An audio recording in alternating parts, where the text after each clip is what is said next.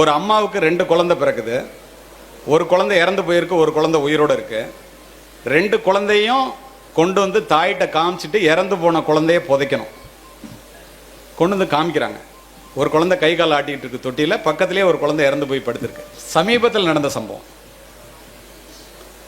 4 doctor நிற்கிறாங்க, 8 nurse நிற்கிறாங்க. என்னுடைய வீட்டில் 4 மருத்துவர்கள். தாய் மயக்கம் தெளிஞ்சு குழந்தை பிறந்து பிரசவ வலியிலேருந்து அப்போ தான் எந்திரிக்கிறாங்க. அந்த குழந்தை 2ஐயும் உத்து பார்க்குறாங்க. ஒரு குழந்தை உயிரோடு இருக்குது, ஒரு குழந்தை இறந்து போயிருக்கு. உண்மை சம்பவம், கதையல்ல. தாயினுடைய சக்தி என்ன என்பதை தெரிந்து கொள்ளுங்கள். டாக்டரை பார்க்குறாங்க, ஒரு குழந்தை இறந்து போச்சுன்னு சொல்கிறாரு. பீடியாட்ரிஷியன் முயற்சி பண்ணி பார்த்து அழல குழந்தை, அதனால் இறந்து போச்சுன்னு முடிவு பண்ணிட்டாங்க. அந்த தாய் சொல்லுகிறாள், என்னுடைய வயிற்றிலே 2 குழந்தைகள் உயிரோடு இருப்பதை நான் உணர்ந்தேன். நீங்கள் மிகப்பெரிய மருத்துவர், சுகப்பிரசவம், எப்படி ஒரு குழந்தை இறக்க முடியும்? வாய்ப்பே இல்லை. இல்லைம்மா, எவ்வளோ முயற்சி பண்ணி பார்த்துட்டோம், முடியல. அந்த தாய் கேட்கின்றாள், அந்த இறந்து போன குழந்தையை நான் கொஞ்ச வேண்டும். அதுக்கு தான் கொண்டு வந்தோம், நீங்கள் கொஞ்சிட்டு கொடுங்க, கொண்டு போய் புதைக்கிறோம். அந்த தாய் வாங்கி தோளிலே கிடத்தி கொண்டு இறுக்கமாக அந்த குழந்தையை அணைத்து கொண்டு கதறி கதறி அழுகின்றார். புருஷன் சொல்றார், பக்கத்தில் இருக்கிற கணவன், ஒரு குழந்தை உயிரோட இருக்க, அழாத, பச்சை உடம்பு அப்படிங்கிறார். கையை தட்டி விட்டாங்க. புதைக்கிறதுக்கு குழந்தைய கொடுன்னு டாக்டர் கேட்குறாங்க, நர்ஸு கேட்குறாங்க, கையை தட்டி விட்டாங்க. மாணவ செல்வங்களே, அத்துணை பேரும் பார்த்து கொண்டிருக்கும் போது குழந்தை அழுகின்ற குரல் கேட்டவுடன் உயிரோடு இருக்கின்ற குழந்தையை அத்தனை பேரும் பார்க்கின்றோம். தாயினுடைய தோளிலே இருந்த குழந்தை தாயினுடைய அரவணைப்பிலே உயிர் பெற்று கதறி அழுகின்றது.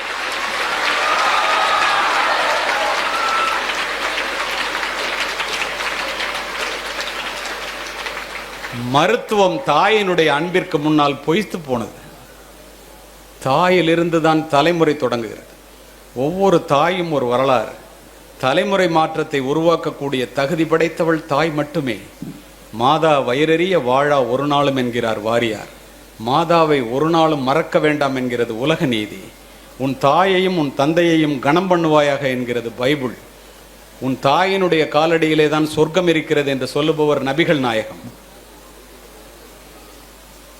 யார் இல்லை என்றால் இந்த உலகத்தில் நீ பிரவேசித்திருக்கவே முடியாதோ, யாரை இழந்து விட்டால் திரும்ப பெற முடியாதோ, அவளுடைய பெயர் தான் தாய் என்று சொல்லுபவர் விவேகானந்தர்.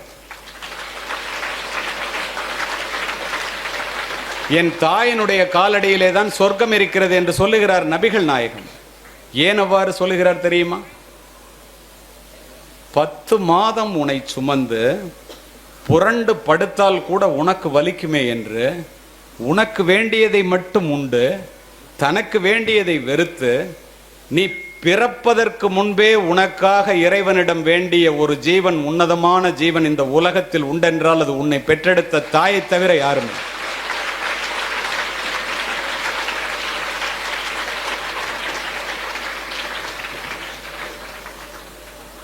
இதை ஏன் சொல்லுகிறேன் தெரியுமா?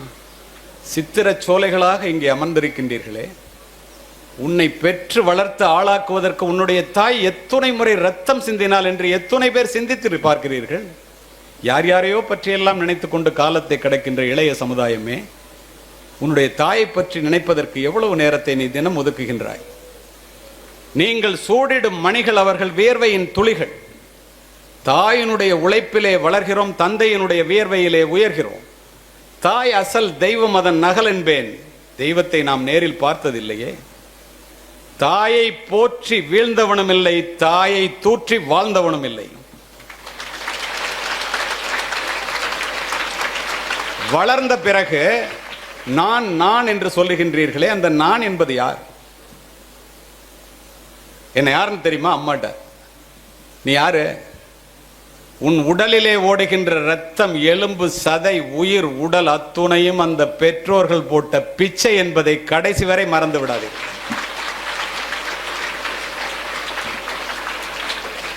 ஓலை குடிசையிலே ஒழுகும் மழை நீரை குழந்தை மேல் படாமல் காப்பதற்காக ஒவ்வொரு தாயும் தன்னுடைய உடலை கூடாரமாக்குகிறாள். நீங்கள் நனைந்திருப்பீர்கள் மழை நீரால் அல்ல, தாயினுடைய கண்ணீரால். வீட்டிலே சோறு சூடாக இருந்தால் நீங்கள் சாப்பிடுவீர்கள். சோறு நன்றாக இருந்தால் உங்கள் அப்பாக்கள் சாப்பிடுவார்கள். சோறு மிச்சம் இருந்தால் மட்டுமே உன்னை பெற்ற அம்மா சாப்பிடுவார்.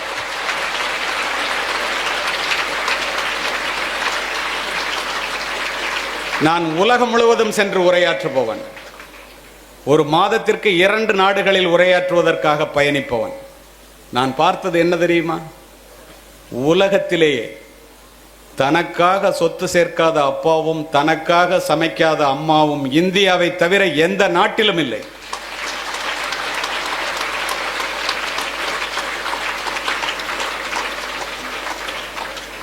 வெளியிலே போய்விட்டு பிள்ளை மழையிலே நனைந்து வந்தால் அப்பா கொடை எடுத்துட்டு போயிடக்கூடாதாடான்னு சொல்லுவார். அண்ணன் ஓரமாக ஒதுங்கி நின்றுட்டு வரக்கூடாதா மழை விட்டோன்னு. தாய் என்ன செய்வாள்? தன் பிள்ளையினுடைய நனைந்த தலையை முந்தானையால் துவட்டி, இந்த பாழாய்ப்போன மழை என் பிள்ளை வெளியிலே போகும்போதா பெய்ய வேண்டும், மழையையே திட்டுவாள்.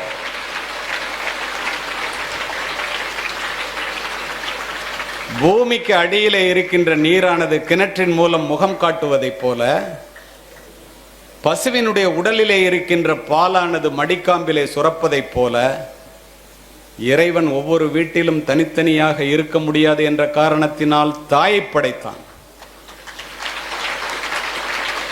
கோடிக்கணக்கான யூதர்களை கொன்று குவித்த ஹிட்லர் 2ஆம் உலகப் போருக்கு பின் தன்னைத்தானே சுட்டுக்கொண்டு தற்கொலை செய்து கொள்ள வேண்டும் என்று நினைத்த போது, மாணவ செல்வங்களே, தன் தாயினுடைய புகைப்படத்தை எடுத்து நெஞ்சிலே வைத்து மார்பிலே தழுவியபடி துப்பாக்கியால் சுட்டுக்கொண்டு இறந்து கிடந்தான்.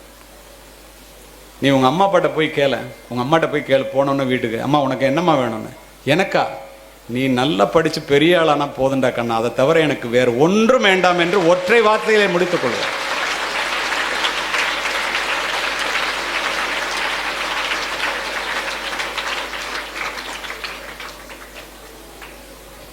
இது வள்ளலார் வளர்ந்த பூமி. பட்டினத்தார் எல்லாவற்றையும் துறந்த துறவி.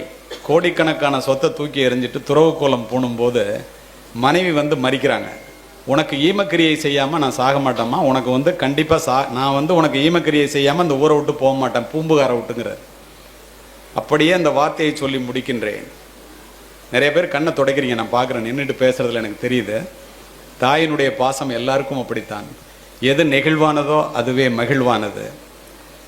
தன் தாய் இறந்த செய்தியை கேட்டு சுடுகாட்டிற்கு ஓடி வந்த முற்றும் துறந்த துறவி பட்டினத்தார் தாயினுடைய உடலை பச்சை வாழை மட்டையிலே வைத்து எரித்து உருகி உருகி 10 பாடல்களை பாடினார்.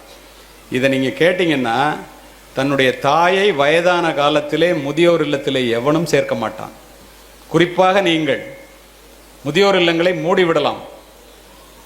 ஏன் அப்படி சொல்றேன் தெரியுமா? இறந்து போன தாயை பார்த்து ஒரு துறவி பாடுகின்றார். உங்களுக்கு தமிழ் நன்றாக புரிகிறது. 2 திங்களாய் அங்கமெல்லாம் நொந்து பெற்று பைகளன்ற போதே பரிந்தெடுத்து செய்ய 2 கைப்புறத்திலேந்தி கனகமுளை தந்தாளை எப்பிறப்பில் காண்பேனினி. பாலூட்டி சீராட்டி வளர்த்த தாயே இறந்து போயிட்டே, உன்னை எப்படி பார்ப்பேன்?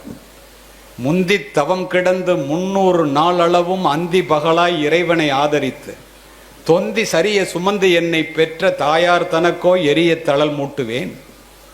வட்டிலிலும் தொட்டிலிலும் மார்மேலும் தோல்மேலும் கட்டிலிலும் வைத்தென்னை காதலித்து சுட்ட புறகிலிட்டு காப்பாற்றும் தாய்க்கோ விறகிலிட்டு தீ மூட்டுவேன். அரிசியோ நான் இடுவேன் ஆத்தாள் தனக்கு வரிசையிட்டு பார்த்து மகிழாமல். அம்மா கொஞ்சறாங்களாம் பிள்ளைய. ருசியுள்ள தேனே அமிர்தமே செல்வ திரவிய பூ மானே என்று அழைத்த தாய்க்கு தாய் தலைமேல் கொள்ளிதனை வைப்பேனோ கூசாமல். முன்னை இட்டத்தி முப்புறத்திலே பின்னை இட்டத்தி தென்னிலங்கையில் அன்னை இட்டத்தி அடிவயிற்றிலே யானும் இட்டத்தி மூழ்க மூழ்கவேன்னு ஒரு துறவி இறந்து போன தாயை பார்த்து கதறினார் என்றால், உயிரோடு இருக்கின்ற தாயை நீங்கள் எப்படி பார்த்து கொள்ள வேண்டும்?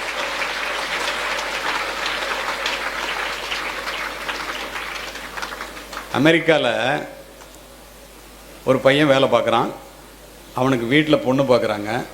அம்மா அப்பா டீச்சர். தன்னுடைய வாழ்க்கை பூரா அவனுக்காக ஒப்படைச்சாங்க. அவன் அங்கே இன்னொரு பொண்ணை லவ் பண்ணி கல்யாணம் பண்ணுறான். சொல்லி பார்க்குறாங்க, கேட்கல. தாயிட்ட பேசுறது குறையுது, தாயை பார்க்க வர்றது குறையுது. அப்பா அந்த ஏக்கத்திலே 2 பேரும் ஆசிரியர்கள். அந்த ஏக்கத்திலே படுத்துட்டாங்க. ஒரு புள்ள பார்க்கலையேன்னு. அப்பா இறக்க போகிறாரு, வாடா அப்படின்னு சொல்லி கூப்பிட்றாங்க. வரல. அப்பா இறந்து போயிட்டாரு. துறவி தாயை பார்த்து என்ன பாடுபாடினாருன்னு நம்ம சொன்னல. நிஜ வாழ்க்கை எப்படி இருக்கு பாருங்க. ஏன் இவ்வளவு தூரம் சொல்றேன்னு தெரிஞ்சுங்க. இத்தனை மணி நேரம் ஏன் பேசுகிறேன் என்று தெரிந்து கொள்ளுங்கள். ஒரு மாற்றத்தை உருவாக்கியே ஆக வேண்டும் என்ற ஒற்றை சிந்தனையோடு பேசிக் கொண்டிருக்கின்றேன். அமெரிக்காவிலிருந்து வரமாட்டேங்கிறான். அப்பா இறந்து போறாரு. படிக்க வச்ச சித்தப்பா பேசுறாரு, அப்பா இறந்து போயிட்டாரா, கொல்லி வைக்கிறதுக்கு வாடா. துறவிகளே வந்து கொல்லி வைக்கிறாங்க. 4 நாள் பாடியை வைங்க வர்றாங்க. 4 நாள் கழிச்சு வர்றான். அப்பா உயிரோட பார்க்கலன்னு அம்மாவுக்கு கோவம், பேசலை, போய் கொல்லி வைக்கிறான். 4 கோடி ரூபா பொறுமானம் உள்ள வீடு. அங்கேருந்து வந்தோன்னே தாய் பேசாமல் இருக்காங்க. அம்மாட்ட சொல்கிறான், நீ இன்னமும் இங்கே தனியாக இருக்க வேண்டாமா, அப்பா இறந்து போயிட்டார். அந்த பேதை மனம், அந்த தாய் நினைக்கின்றால் நம்மளை அமெரிக்காவுக்கு அழைச்சிட்டு போயிடுறான், பிள்ளைகளெல்லாம் பார்க்கலாம், பேர பிள்ளைய பார்க்கலாம், அமெரிக்காவை பார்க்கலான்னு. இவன் சொல்கிறான், 4 கோடி ரூபாய்க்கு வீட்டை விற்றுட்டேன், அதனால நீ வீட்டில் இருக்க முடியாது, உன்னை முதியோர் இல்லத்தில் விட்டுட்டு போகிறேங்க. அந்த தாய், தந்தை இறந்த வீடு, நான் இதிலே இருந்து செத்து போகிறேன்டா, அப்புறம் வீட்டை எடுத்துக்கிடாங்கிறாங்க. கதறுகிறாள், பதறுகிறாள், அழ அப்படியே கொண்டு போய் முதியோர் இல்லத்தில் சேர்த்துட்டு 18 மணி நேரம் விமானத்தில் பயணிக்கிறான். 4 கோடி ரூபா பணத்தை வாங்கிட்டு. இந்த அம்மாவுடைய காசு 50,000 ரூபா முதியோர் இல்லத்துக்கு கட்டிட்டு போகிறான். கதை இல்லை, நிஜம். 18 மணி நேரம் கழிச்சு போய் அமெரிக்காவில் இறங்குது. ஒய்ஃபுக்கும் பிள்ளைங்களுக்கும் தீனி எல்லாம் வாங்கிட்டு போகிறான். காலையில் சாப்பிட உட்காரும்போது ஸ்வீட் வைங்கிறான். இத்துணைக்கும் காரணம் அவனுடைய மனைவி. இவன் போகணும்னு நினைச்சப்ப கூட தடுத்தது அவனுடைய மனைவி. அதுக்கப்புறம் இவனே மாறிட்டான். உன் தாய் பசித்திருக்க உன் தாரத்திற்கு ஊட்டாதே ஒருபோதும். புரிந்து கொள்ளுங்கள். இவன் போனோன்னா சாப்பிட உட்காரான், ஸ்வீட் வைங்கிறான். துக்கம் நடந்த வீட்டில் ஸ்வீட் வைக்கக்கூடாதுன்னு அப்போ தான் சொல்கிறான் அந்த மனைவி. துக்கம் முடிஞ்சு 1 மாதம் ஆச்சு, கருமாதி முடிஞ்சு போச்சுங்கிறான். அவன் சொல்கிறா, துக்கம் முடிஞ்சு 24 மணி நேரம் கூட ஆகலை, நீ விமானத்தில் வரும்போதே உங்கள் அம்மா இறந்து போயிட்டாங்க முதியோர் இல்லத்துலங்கிறான். இதுக்காகவா உங்களை படிக்க வைக்கிறாங்க? இதுக்காகவா திங்கிறதுக்கு சோறு கூட இல்லாமல் உங்களெல்லாம் வளர்க்குறாங்க? தயவு செய்து புரிந்து கொள்ளுங்கள். உலகத்திலேயே துயரமான கண்ணீர் தாயினுடைய கண்ணீர். தேடி சோறு நிதந்தின்று பல சின்ன சிறு கதைகள் பேசி மனம்பாடி துன்பமிக உழன்று பிறர் வாட பல செயல்கள் செய்து நரை கூடி கிளப்பருவம் எய்தி கொடும் கூற்றுக்கு இறையென பின் மாயும் பல வேடிக்கை மனிதரைப் போல் நான் வீழ்வேன் என்று நினைத்தாய் ஒம்பம் பாரதி. பிறந்தோம், வளர்ந்தோம், 40 மார்க் வாங்கினோம், பாஸ் பண்ணோம், 10,000 ரூபா சம்பளத்துக்கு வேலைக்கு போனோம், கல்யாணம் பண்ணிக்கிட்டோம், வயசாயிடுச்சு, முடி நரைச்சி போச்சு, தோல் சுருங்கி போச்சு, செத்து போயிட்டோம். மிருகங்கள் கூட இதைத்தான் செய்கின்றன. இதற்கு 6 அறிவு தேவையில்லை. பிறப்பு ஒரு சம்பவமாக இருக்கட்டும், இறப்பு ஒரு சரித்திரமாக இருக்க வேண்டும். இந்த 7th டே ஈடன் பள்ளியானது ஆள்போல் தலைத்த அருகுபோல் வேரூன்றி நலமுடனே முன்னேற ஞானமுடன் மாணவர்கள், மாணவிகள், பெற்றோர்கள், ஆசிரியர்கள், நிர்வாகம் அத்துணை பேரும் சிந்திக்க வேண்டும். மிகப்பெரிய மாற்றம் நிகழ்ந்தே தீரும். இத்துணை மணி நேரம் அமைதி காத்த அத்துணை நல்ல உள்ளங்களுக்கும் வாய்ப்பு கொடுத்த நிர்வாகத்திற்கும் நன்றி, வணக்கம்.